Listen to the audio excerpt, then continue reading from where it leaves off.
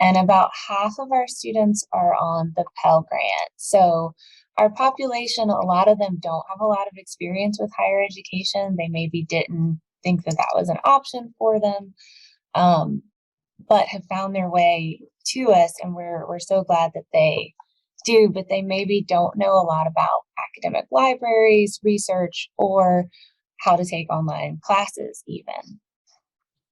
Next slide, please.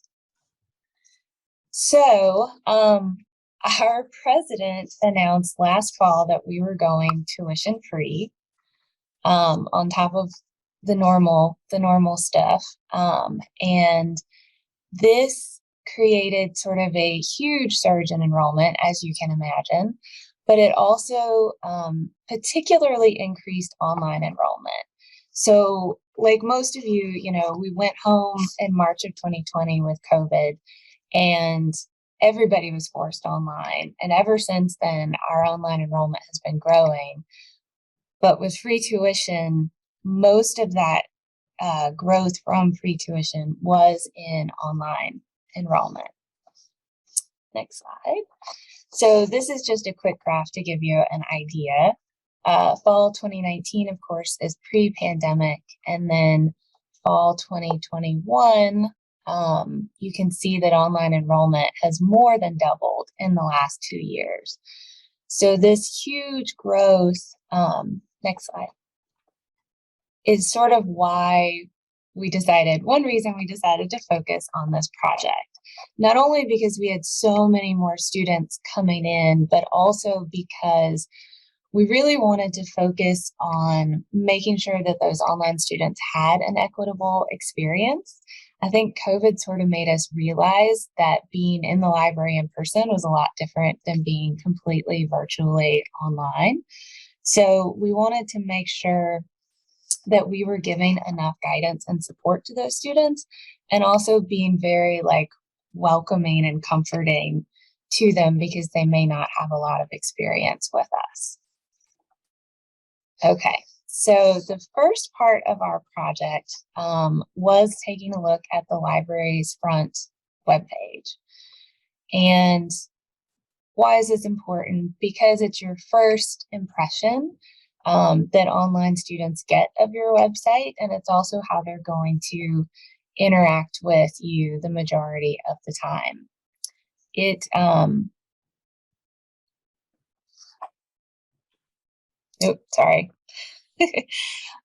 also important because they're not necessarily going to have access to a librarian or somebody helping them.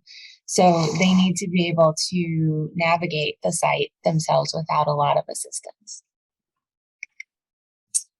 So this is our old existing website that I designed back in 2009, 10-ish. So it's pretty old and definitely in need of a refresh. But as we started talking, we realized that this page was designed back when the vast majority of the students really were in the library in person. So this was sort of a supplement to the in-person experience almost.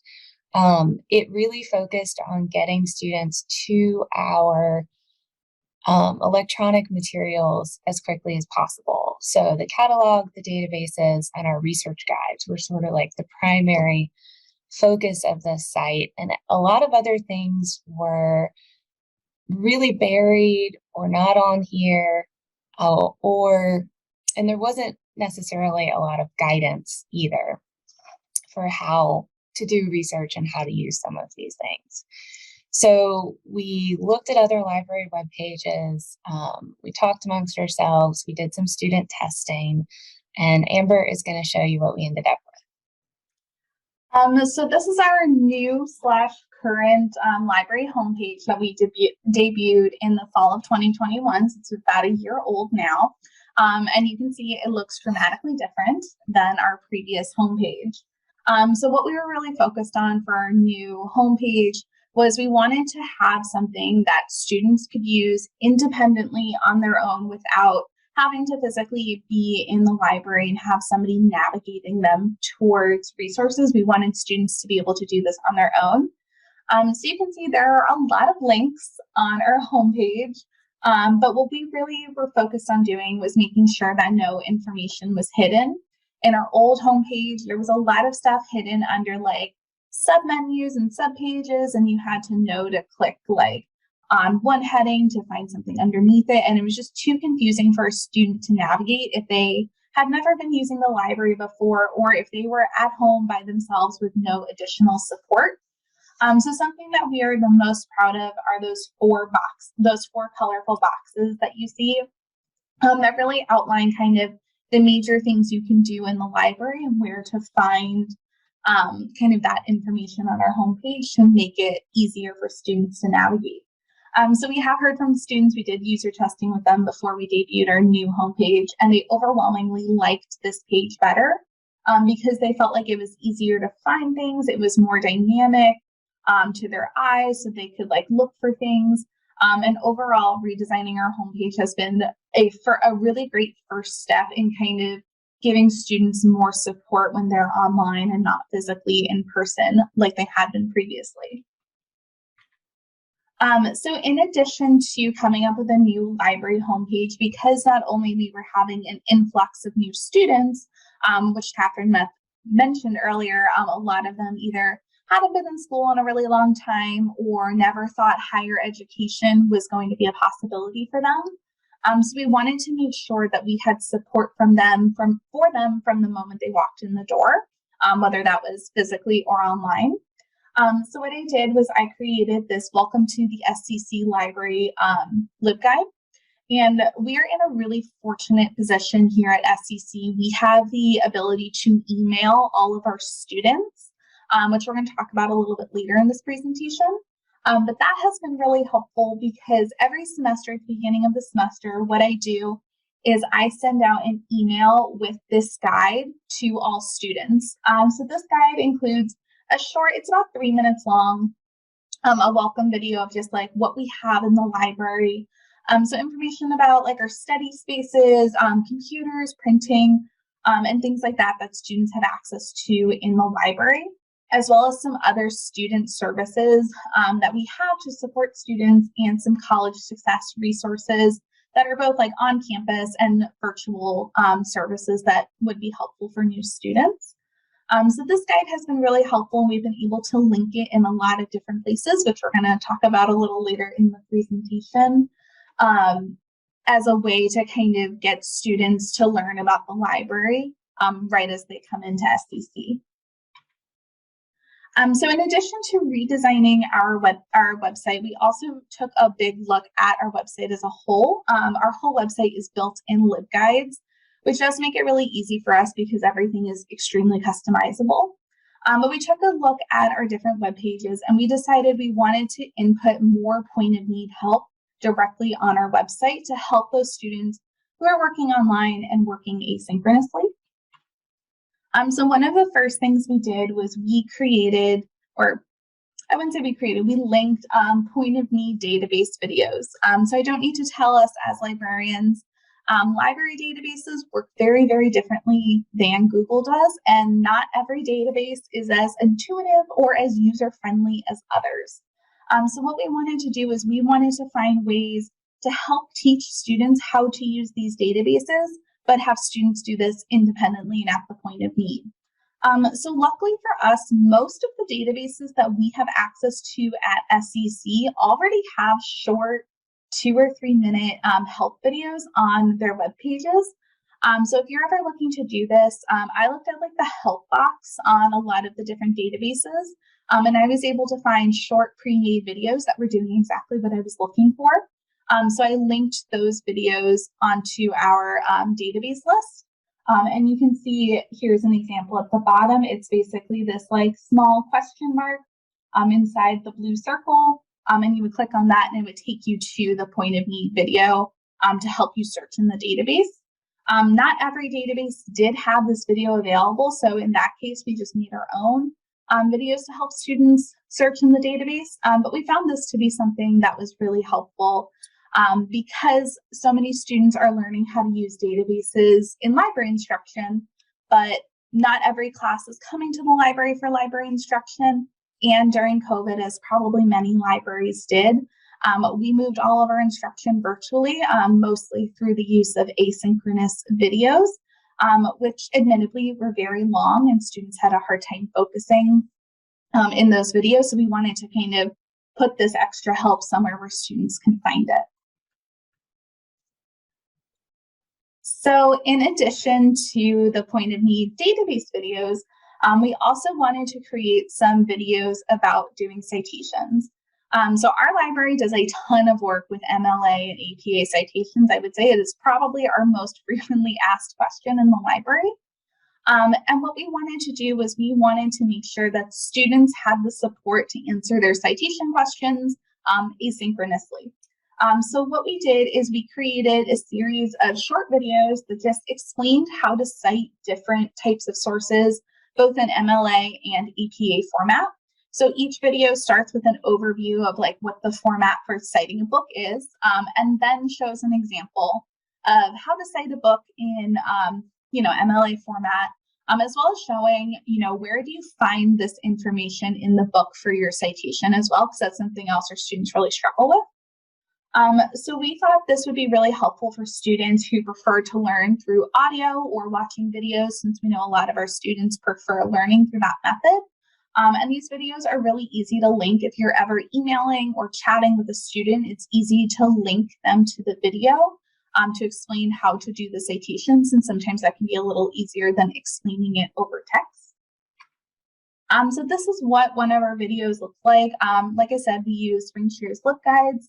So what I did was this is like a media type at the bottom of a box that I'll show you in just a couple minutes. But it's linked directly into our MLA guide and our APA guide.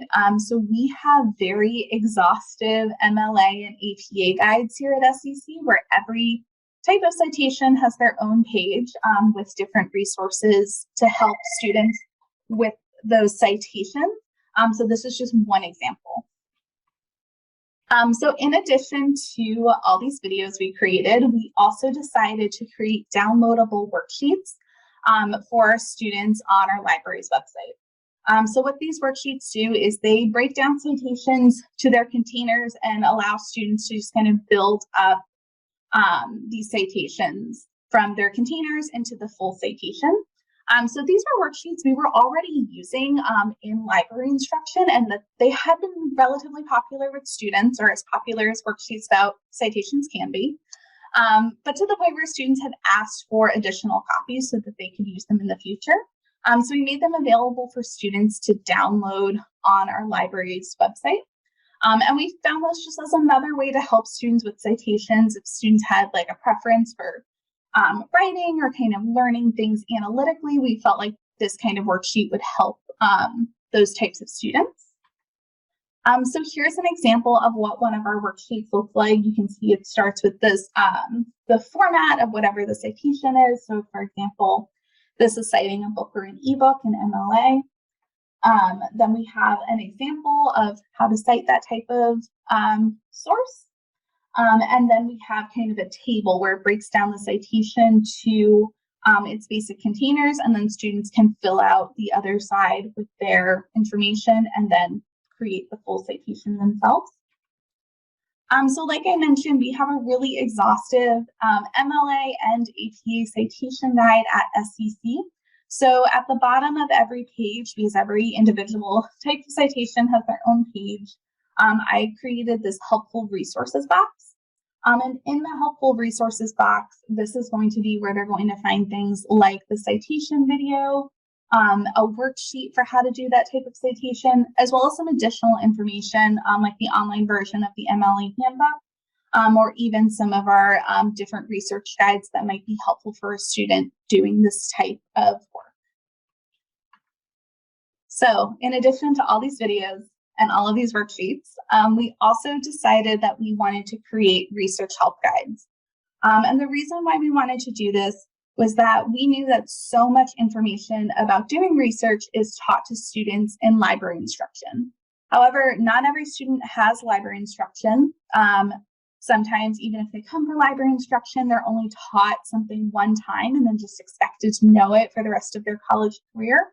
Or we were doing a lot of library instruction through long asynchronous videos, which we knew weren't helping students at all. So we wanted to make sure they were still getting these research skills somewhere else.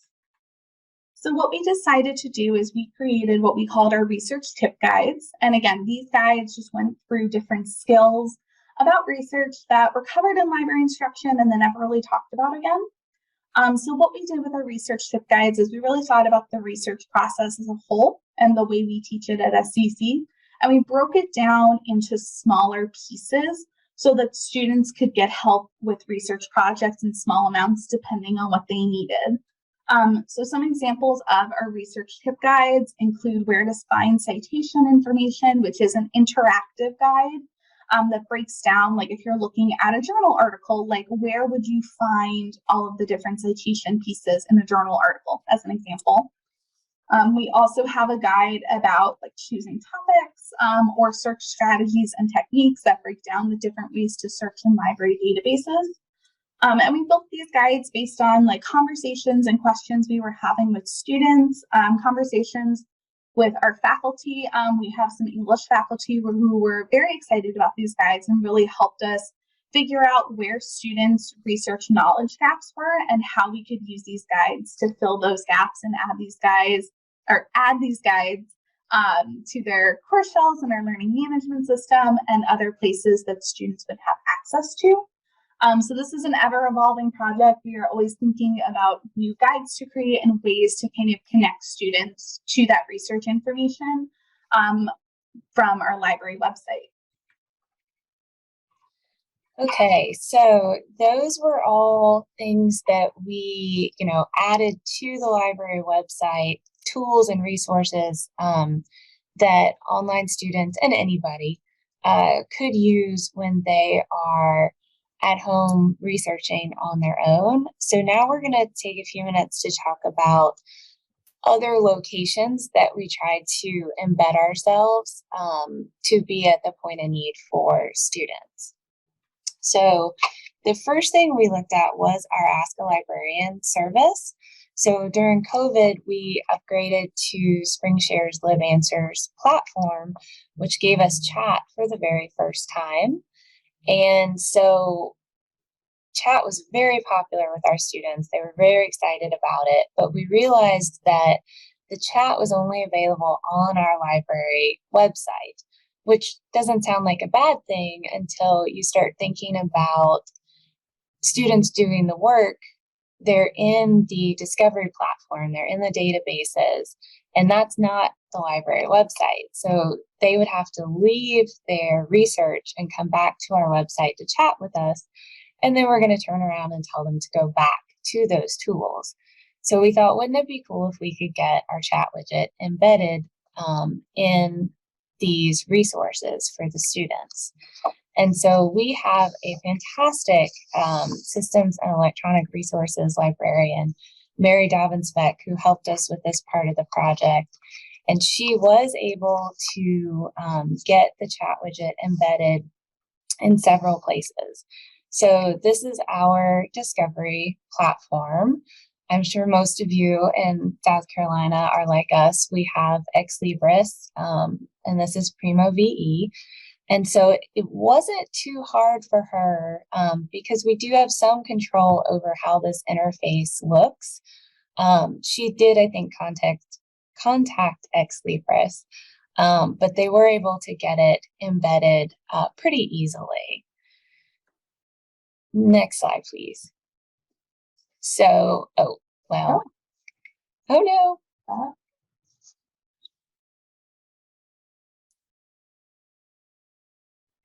That picture was just showing that we use the slide out widget so that students can chat with us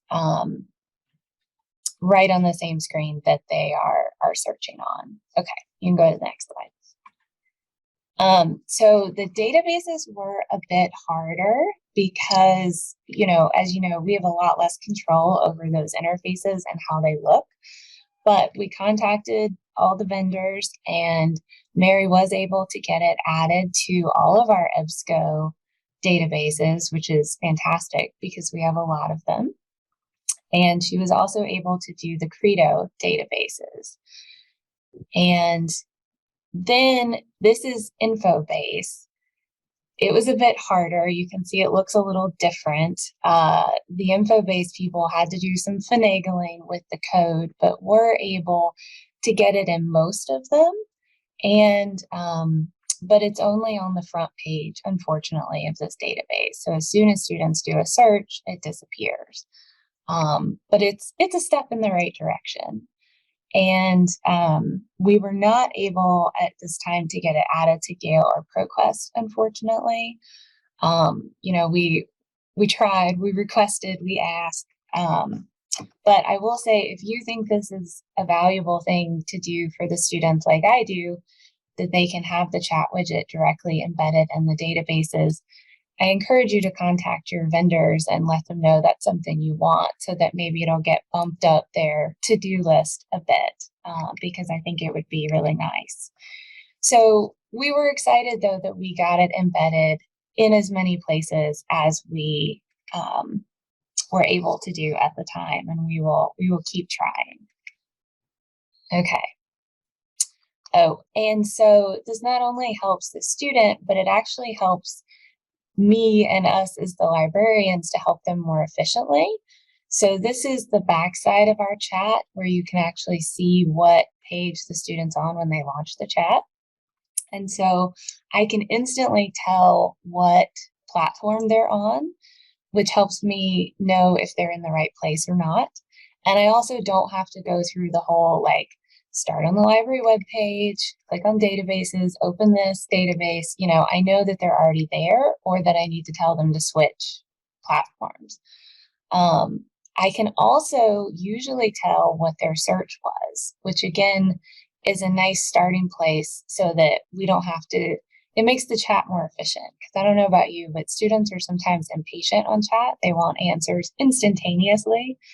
So I zoomed in and circled the part of the URL that I use, right, that shows that they searched for school uniforms. It says query any contains school uniforms. So I could tell what their topic is, more or less, and what they are searching for. So this is not a bad search, but if they had something, that was not as good a search, I could make some recommendations and kind of know where to start with them.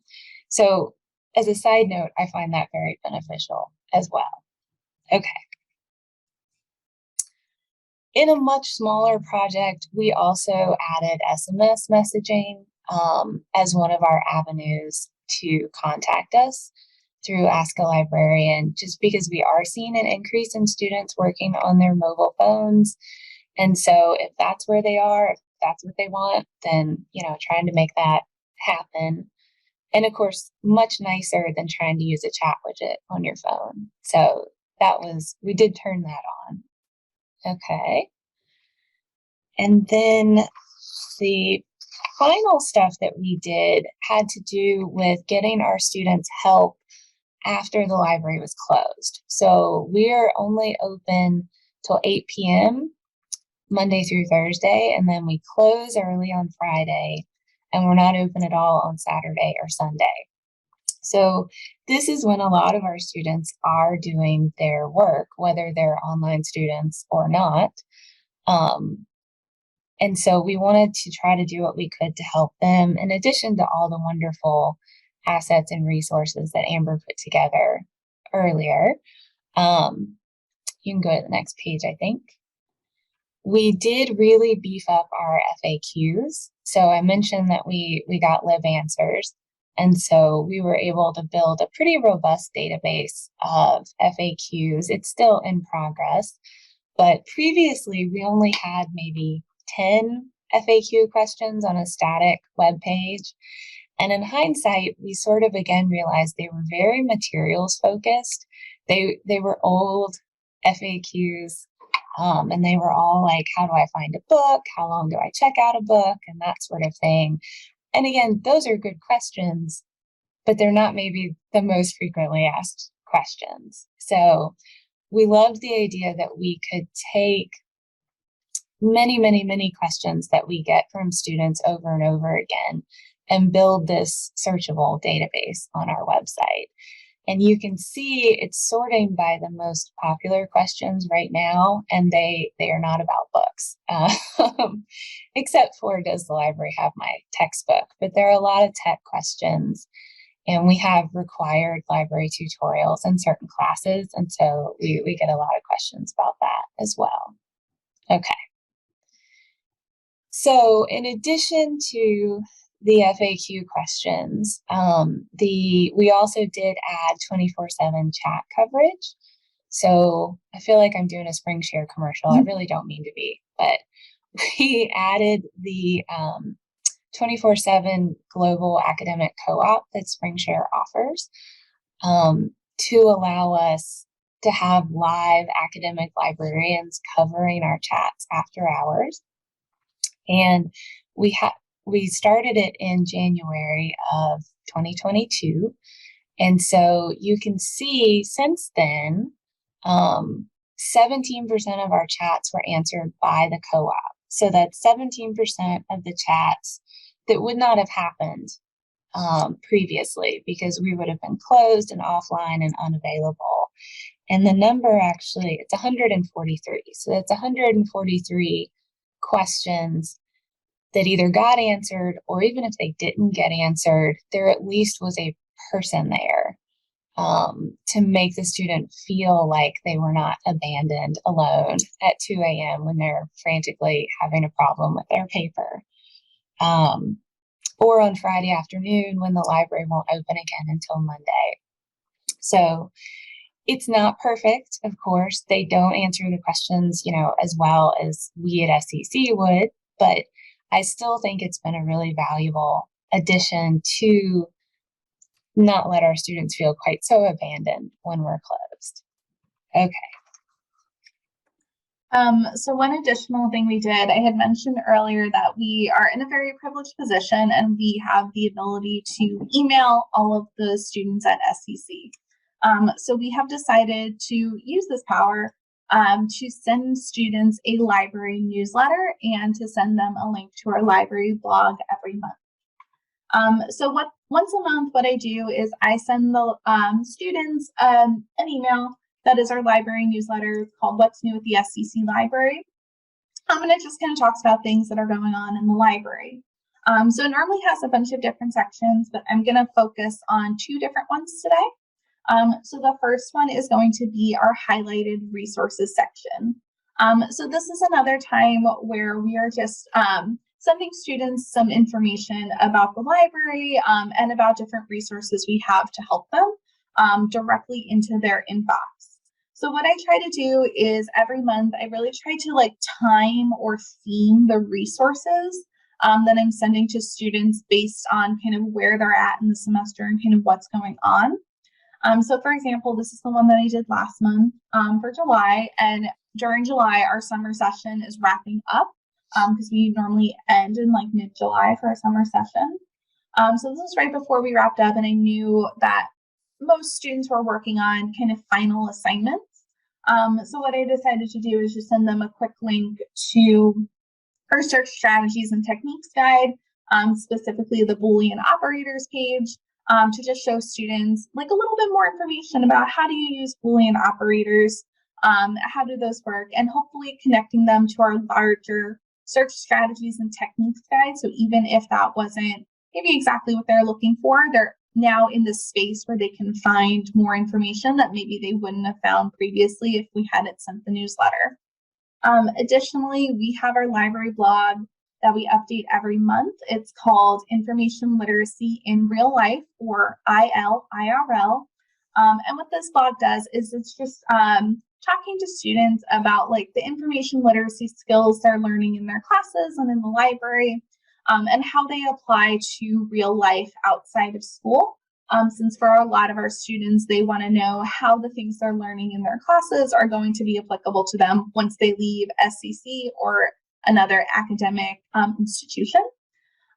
So previous examples of ILIRL that I've sent out before, this month I did a thing about clickbait.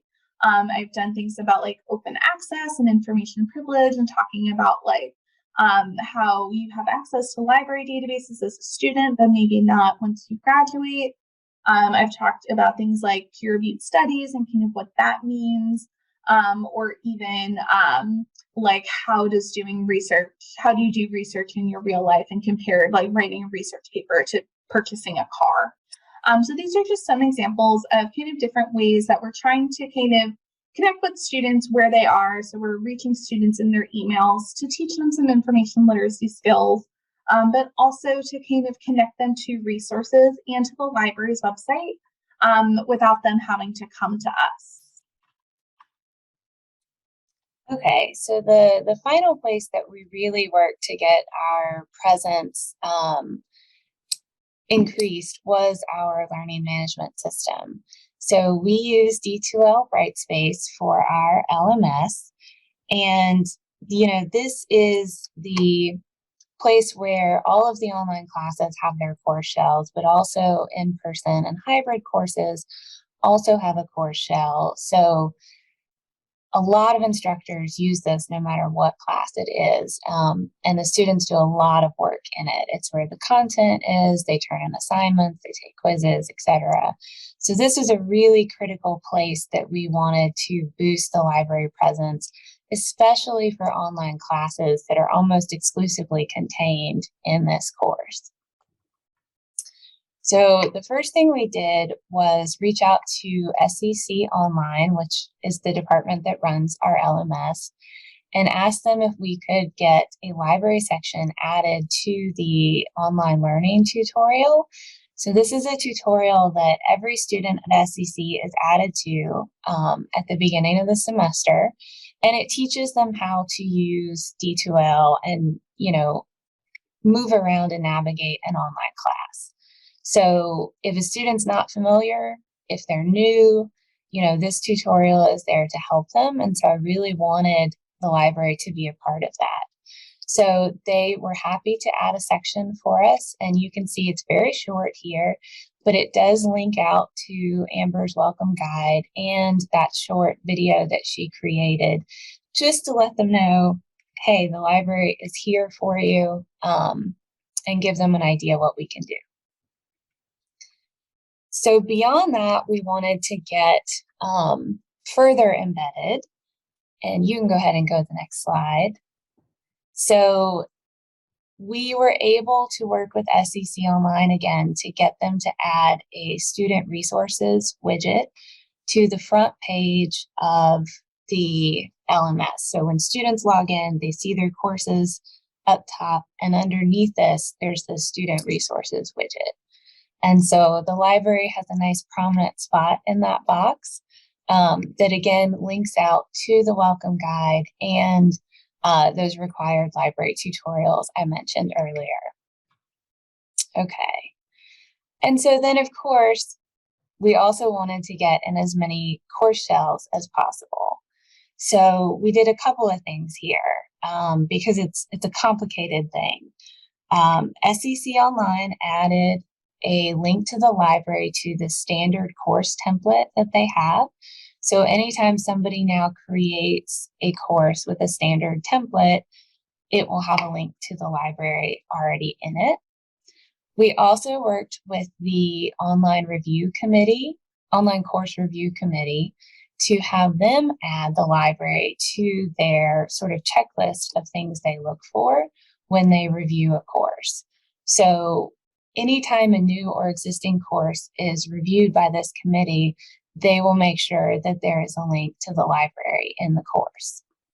And then finally, we just sort of worked reaching out individually to instructors that we knew had research assignments, that were teaching online, that we had good relationships with.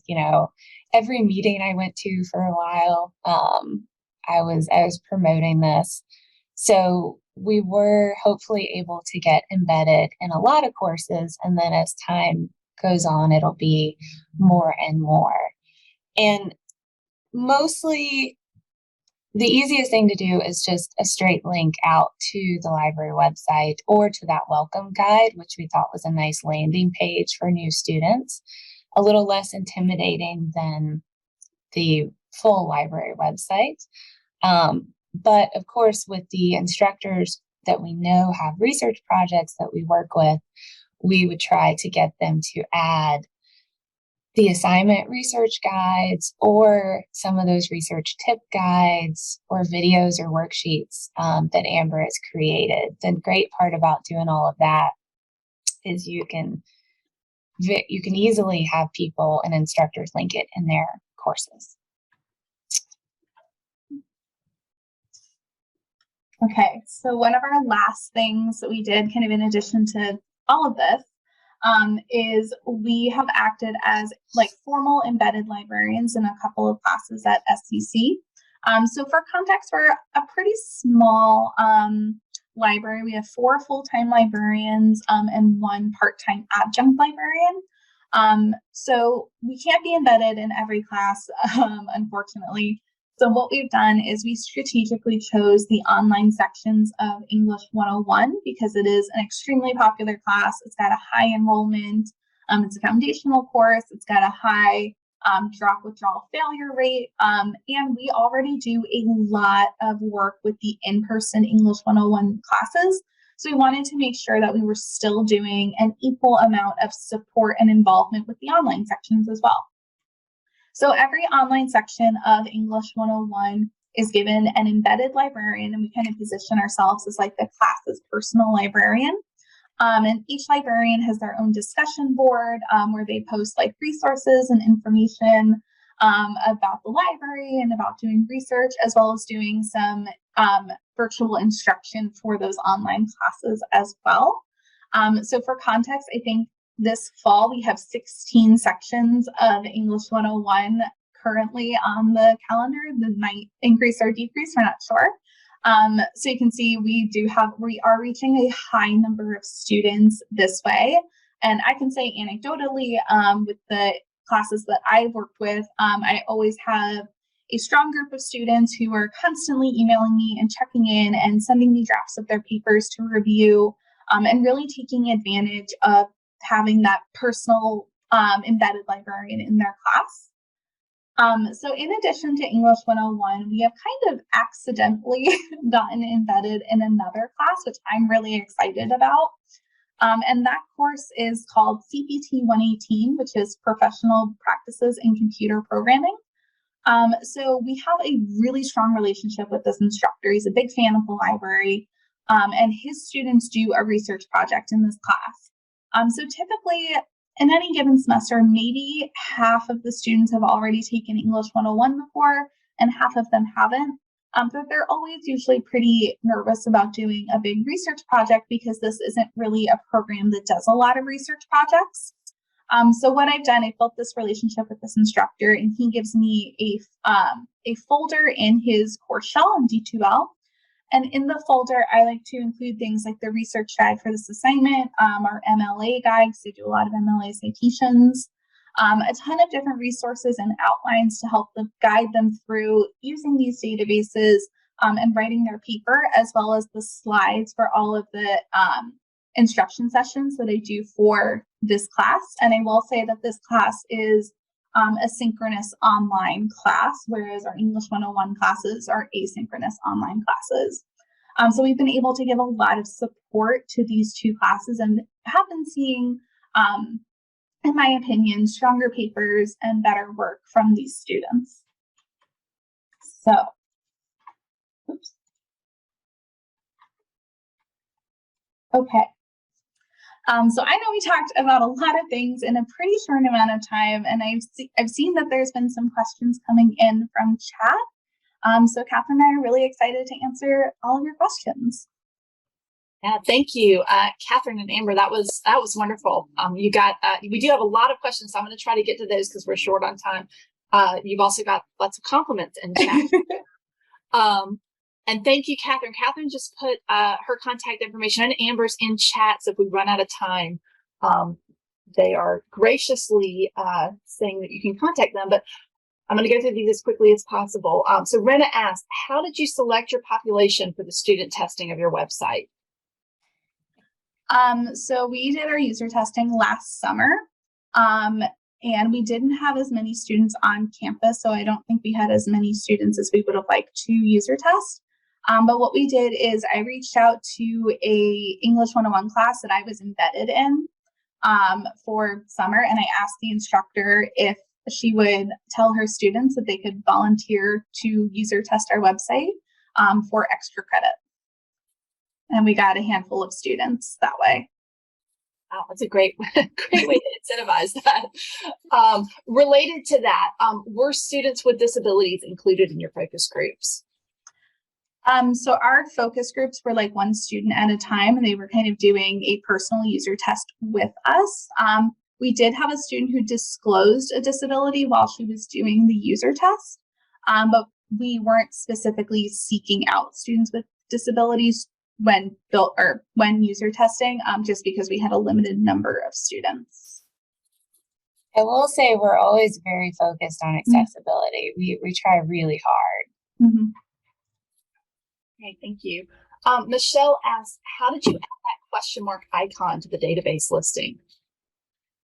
So I think that's a SpringShare feature. Any asset that you put in, you can add icons to, and then those icons can be linked. You can put in a link for it. I'll try to find, you should be able to find it in the help documents, but if not, email me, Michelle, and I will find it for you. Thank you. Okay, and I hope I'm going to pronounce your name correctly. Please correct me if I'm wrong. Shmuel Yerushalmi asked, what was the difference of need assistance between online students and the need assistance of offline students? I mean, honestly, we say online students because we were focused a lot on students that didn't come into the library, right? That might not see a librarian, might not get that in-person help, but all of these things just as well helped in-person students that happen to be using the library website, right? Because a lot of them still, even if they take in-person classes, that may be the main way that they interact with us also. The big difference, I think, is we do a lot less online instruction, so we're much less likely to reach those students. Great, thank you. Rena commented, it seems like making these videos and guides, embedding yourself, etc., add more work to your already busy days. If that is true, if it was challenging, can you talk about how you manage your days? Work-life balance, burnout, how did you manage this? Yes, thank you. So I will say that building a lot of those videos and worksheets was kind of labor intensive on the front end. So I did a lot of it like over the summer and during the winter when there weren't as many students, because as Katherine can attest to, I get bothered every 10 minutes, whether it's chat or students coming into my office. So I do a lot of those kinds of projects in the summer and the winter, just because I have to do them when the students aren't here, so they won't come visit me. But I will say, like, once they've already been created, they're really easy to reuse. So for example, like the worksheets that I used, I just like made a template and then just like made everything look the same, and like updated them. So that was really like easy to do. The videos do take a little bit longer because you have to record them and edit them and plan them. I will say being embedded in classes is time consuming. I think it's really worth it, in my opinion, to do. And the lucky thing, at least for us at SEC, is we usually have the same instructors teaching online every semester. And we try to be intentional of like, if you've kind of taught this class before, we either, and somebody else is going to teach it, we share all of our materials with each other, or we use materials semester to semester. That way, everybody isn't working from scratch all the time. Great, thank you. Let's see. Someone asked, can you please state again which vendors are able to add the chat widgets to the database front pages? places, some are not. Yes, so EBSCO, you can, Credo, you can, and then most of our info base, but not Gale and not ProQuest. Great, thank you for clarifying. Inga asked, how was the relationship for the chat co-op established? This is, so we didn't make like a local co-op. This is a global co-op that SpringShare already has. And I found out about it in our technical college peer group, actually. Somebody mentioned it. And I said, oh, I didn't know that was a thing. And I have to say, it wasn't as expensive as I thought it would be. But you do have to already be, you have to already have live answers, right? And then you just ask your SpringShare rep, for a price on the co-op. You also, if you participate in the co-op a certain number of hours, that brings the price down. Thank you. All right, and I think we have time for this one last question. On your emails, can you see what the open and click rates are? And do students tend to write directly back to the emails with questions? Do you mean like for our newsletter? I think, correct me if I'm wrong, that question came from Lauren. I assume she's talking about the newsletter. Lauren, feel free to unmute if you want to clarify. Yeah.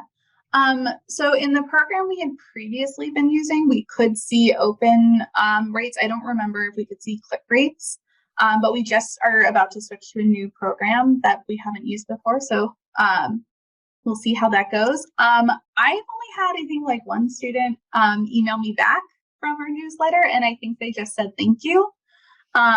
So we're not really seeing too much engagement there. But I'm hopeful in the future, maybe as we continue to build it out and kind of becomes like a regular expected thing from students, that we might see more interaction from there in that way.